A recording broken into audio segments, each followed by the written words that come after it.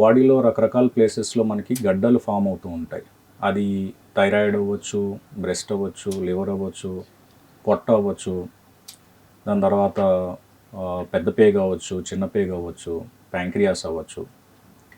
ఏ గడ్డ అయితే ప్రోగ్రెసివ్గా ఇంక్రీజ్ అవుతూ బాడీలో ఒక ప్లేస్ నుంచి, అది స్టార్ట్ అయిన ప్లేస్ నుంచి మెల్లిమెల్లిగా వేరే ప్లేసెస్కి స్ప్రెడ్ అవుతుందో వితౌట్ ఎనీ అది స్టాప్ లేకుండా, దీన్ని మనం క్యాన్సర్ గడ్డలు అని చెప్తాం. లివర్లో కూడా ఇలాంటి క్యాన్సర్ గడ్డలు డెవలప్ అవుతూ ఉంటాయి. పర్టికులర్గా లివర్కి సంబంధించి 2 రకాలైన క్యాన్సర్ గడ్డలు ఉంటాయి. ఒకటి లివర్ టిష్యూ నుంచి డెవలప్ అయ్యేది, రెండోది లివర్లో బిలియరీ ఛానల్స్ అని ఉంటాయి, బయలు గొట్టాలు, దాని నుంచి డెవలప్ అయ్యేది.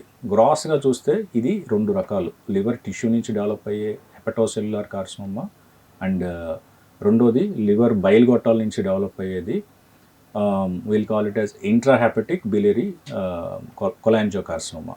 ఇప్పటివరకు మనం మాట్లాడుకున్నది ప్రైమరీ లివర్ క్యాన్సర్, అంటే లివర్లో క్యాన్సర్ డెవలప్ అయ్యి వేరే దగ్గరికి స్ప్రెడ్ అవుతాం. లివర్కి సంబంధించి ఇంకో క్యాన్సర్ ఉంటుంది, అదేంటంటే ప్రైమరీ క్యాన్సర్ ఎల్స్వేర్, అంటే వేరే పార్ట్స్ ఆఫ్ బాడీలో డెవలప్ అయ్యి లివర్కి సెకండరీగా వచ్చేది ఉంటుంది.